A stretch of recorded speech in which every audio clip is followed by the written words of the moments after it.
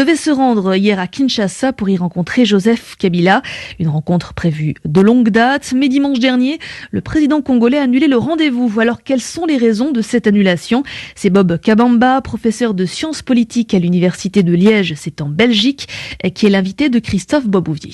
Professeur Bob Kabamba, bonjour. Bonjour. Pourquoi Joseph Kabila a-t-il annulé la rencontre qui était programmée hier à Kinshasa avec le secrétaire général de l'ONU et le président de la Commission de l'Union africaine? Je pense que les autorités de Kinshasa sont en difficulté sur plusieurs points avec la communauté internationale, notamment la question du financement du processus électoral. Ce qu'il faut savoir, c'est que depuis les engagements pris par Joseph Kabila pour financer ces élections, à l'heure d'aujourd'hui, ce financement pose problème. D'autre part, il y a aussi toujours la question de la machine à voter pour laquelle il n'y a toujours pas de consensus, et aussi les problèmes de décrispation politique avec la possibilité pour certains candidats de pouvoir postuler à la magistrature suprême. Et surtout, la dernière question importante, c'est celle de sa candidature, sa potentielle candidature, Joseph Kabila à la présidence du 23 décembre. Et à toutes ces questions, comme le Congo n'a pas de réponse, le Congo préfère ne pas rencontrer ces différentes personnalités pour ne pas répondre à ces différentes questions. Lors de ces deux dernières prises de parole, c'était le 26 janvier en conférence de presse et le 30 juin, dans un discours radio-télévisé, le président Kabila a refusé de dire formellement qu'il ne briguerait pas un troisième mandat conformément à la Constitution. Qu'est-ce que cela signifie à votre avis?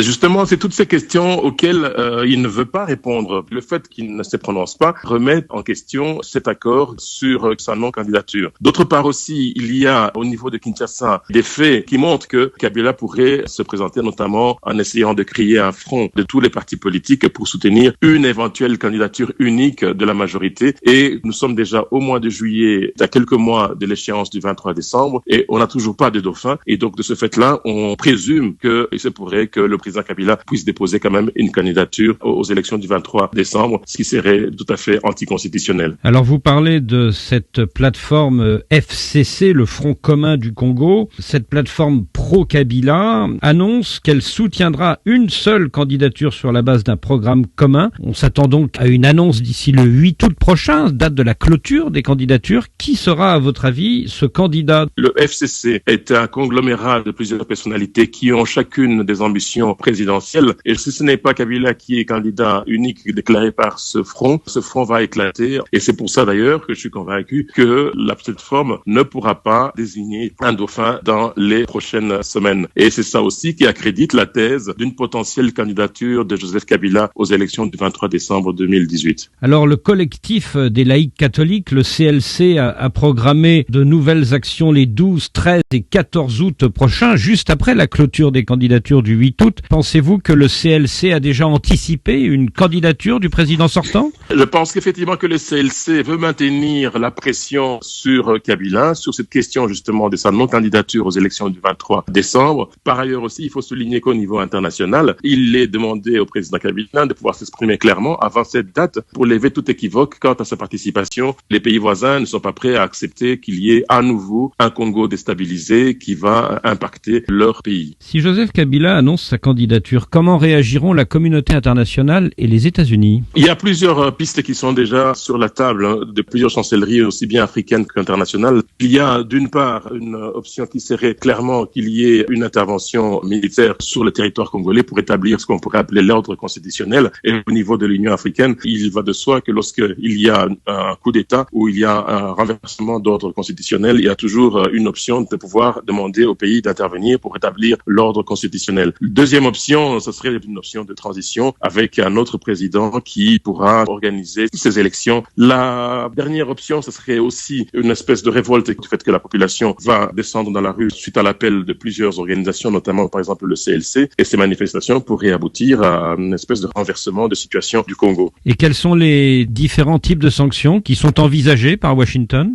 Alors il y a d'abord les sanctions individuelles. Déjà les Américains l'ont déjà annoncé à plusieurs reprises, c'est-à-dire toucher individuellement les personnes qui sont impliquées non seulement dans les violations de droits de l'homme, mais aussi qui entravent le processus électoral. Deuxièmement, il y a les sanctions de type étatique, comme celles qui ont été prises contre l'Iran, c'est-à-dire interdire aux entreprises américaines de pouvoir traiter avec les entités publiques ou privées de la RDC. Et ça pourrait avoir un impact fort sur le social et sur l'économie de la RDC. Est-ce que ce dernier type de sanctions pourrait viser également les entreprises européennes qui font du commerce avec le Congo? Bien entendu, ça du fait que la plupart des entreprises qui travaillent au Congo, d'une part, d'abord travaillent beaucoup plus en dollars qu'en euros, d'autre part, faire affaire avec le Congo alors que la plupart du secteur financier est garanti par le système du trésor américain, et donc certainement que les entreprises européennes et même asiatiques pourraient être touchées par ces sanctions. Et si ces sanctions touchaient la RDC de manière directe, comme c'est le cas pour l'Iran, je vois mal comment le Congo pourrait s'en sortir, et je vois mal comment la population congolaise pourrait accepter de vivre sous une tension et sous un régime oppresseur comme on est en train de le voir actuellement. Bob Kabamba, merci. Le professeur de sciences politiques à l'université de Liège. Joseph Kabila a le droit de se représenter comme indépendant en 2018, soutient Ferdinand Cambéré. L'échéance du mandat de Joseph Kabila ne s'arrête pas au 23 décembre prochain, soutient le secrétaire permanent adjoint du PPRD, Ferdinand Cambéré. L'auteur de cette réflexion soutient qu'en droit constitutionnel, lorsqu'on touche, par une révision constitutionnelle sur une matière qui est concernée par l'immutabilité constitutionnelle, on donne naissance à une nouvelle constitution. C'est sur fond de la réflexion de maître Jean-Cyrus Mirindy que ce débat juridique a été lancé, appelant à une analyse approfondie de la violation constitutionnelle de 2011. Pour le secrétaire permanent adjoint du PPRD, la réflexion de Mirindy demeure fondée et jusqu'à ce jour aucun autre scientifique n'a réussi à le contredire. Devant cette nouvelle constitution qui prend effet à partir de 2011, le président de la République, Joseph Kabila, dans cette hypothèse, a encore droit, comme candidat indépendant à se représenter pour un second mandat, sous le nouveau régime constitutionnel de l'élection présidentielle, ainsi ouvert par cette révision constitutionnelle. Suivez la lecture de Cambéré. Le PPRD a suivi avec attention le dernier rappel du Comité laïque catholique de coordination, CLC, signé le 7 juillet 2018, ainsi que les commentaires des uns et des autres qui s'en sont suivis dans les médias de tous les bords, par lequel ces signataires disent fustiger le comportement du président de la République Joseph Kabila qui, par son silence face aux déclarations de ses militants sur le dépôt de sa candidature pour l'élection présidentielle, il viole et trahit son serment constitutionnel. Malheureusement, en lieu et place du logos, d'un raisonnement cohérent ou encore d'un argument en droit constitutionnel, c'est plutôt un véritable discours d'intoxication, mêlé de haine, de jalousie et de calomnie contre le président de la République Joseph Kabila Kabange. Ils savent pourtant que, sauf s'ils sont plus médiocres que les médiocres, qu'ils prétendent dégager, que l'article 69 de notre Constitution, le président de la République représente la nation et il est le symbole de l'unité nationale. Il assure, par son arbitrage, le fonctionnement régulier des institutions de la République, et que c'est en vertu de ce pouvoir d'ailleurs, qu'il leur a confié la mission de bons offices pour conduire le dialogue politique et inclusif au centre interdiocésain de décembre 2016.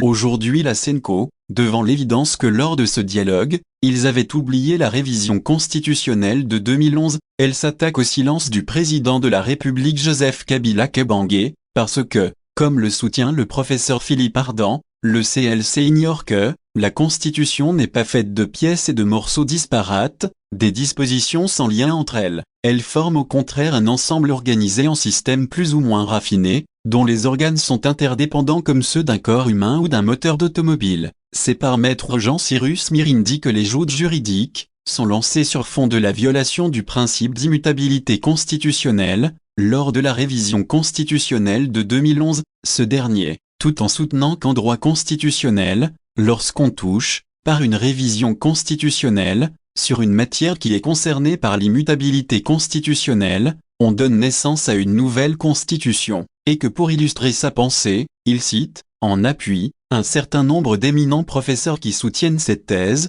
notamment, le professeur Djelot, le professeur Liaou, ainsi que le professeur Bochab, avaient rejeté l'idée selon laquelle l'article 71, modifié en 2011, qui a été modifié pour faire passer le suffrage universel de majorité absolue, des suffrages exprimés à la majorité simple étaient concernés par le principe de l'immutabilité constitutionnelle.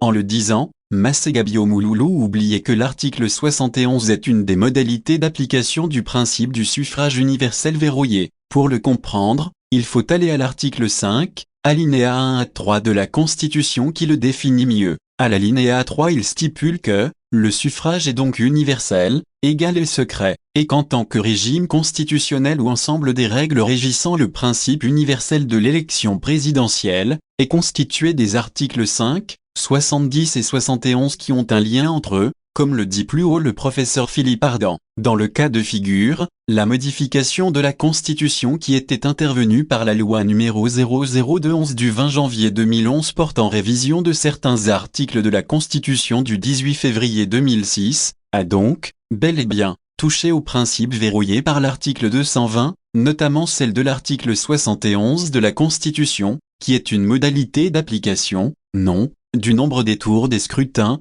comme certains le prétendent, mais du pourcentage des suffrages exprimés suffisant pour couvrir le principe du suffrage universel. Devant cette nouvelle constitution à partir de 2011, le président de la République Joseph Kabila Kabange, dans cette hypothèse, a encore droit, comme candidat indépendant, à se représenter pour un second mandat sous le nouveau régime constitutionnel, de l'élection présidentielle ainsi ouvert par cette révision constitutionnelle. Le communiqué du CLC est téméraire et vexatoire, car il tente ainsi de pousser le président de la République Joseph Kabila Kabange à rompre son silence sur un débat scientifique, sur le droit de son éligibilité à l'élection présidentielle du 23 décembre 2018, et à interrompre, comme un dictateur, les débats des scientifiques ou des politiques ou de ses partisans qui continuent à réfléchir et à en débattre librement, pour les uns, et à réclamer qu'ils se représentent comme leur candidat, car ni la Senko ni personne d'autre n'a réussi à détruire jusque-là, c'est Esmirindi. Le PPRD demande à la Senko de cesser de faire du mandat du président de la République Joseph Kabila Kabange un fonds de commerce, quand dans son communiqué, le CLC soutient sans vergogne qu'il convie à la prudence les investisseurs nationaux et étrangers qui seraient tentés de conclure, avec ces autorités, de surcroît, sur base d'un code minier promulgué dans des conditions suspectes. De tout ce qui précède, ce communiqué qui s'attaque contre le nouveau code minier, est honte pour ses auteurs matériels et intellectuels, et révèle que la guerre contre la candidature du président Joseph Kabila Kabange, que sous-traite la Senko, depuis un temps, trouve sa raison d'être ailleurs que dans le prétendu souci du respect de l'accord de la Senko ou de notre Constitution. Le plan d'une certaine communauté internationale, sous-traité par la Senko est celui de tenter, même par la force, de se débarrasser d'un homme qui les gêne en priorisant les intérêts de son pays et de son peuple, au devant de ceux de la communauté internationale. Le peuple restera vigilant et, il est donc appelé à lui résister farouchement. Fait à Kinshasa, le 7 juillet 2018, par Kambere Kalungi Ferdinand, secrétaire permanent adjoint du PPRD.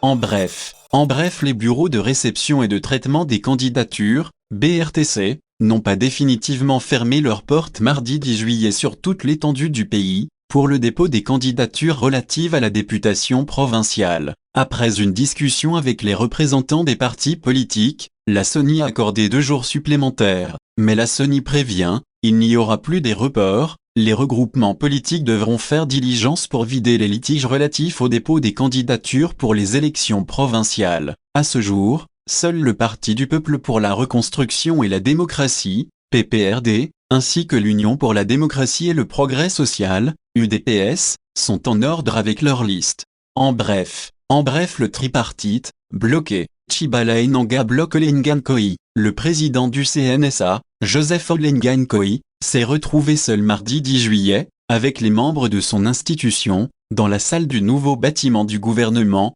réservé à cette tripartite, non loin du Palais du Peuple. Congo Synthèse. La synthèse des infos de la RDC, l'Afrique et le reste du monde. Une seule adresse.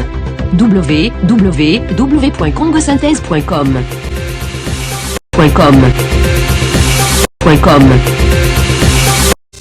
Église La Gloire de la Nouvelle Jérusalem organise une grande journée de louange et l'adoration le 28 juillet 2017. Balobi problème ne pas ensemble ensemble.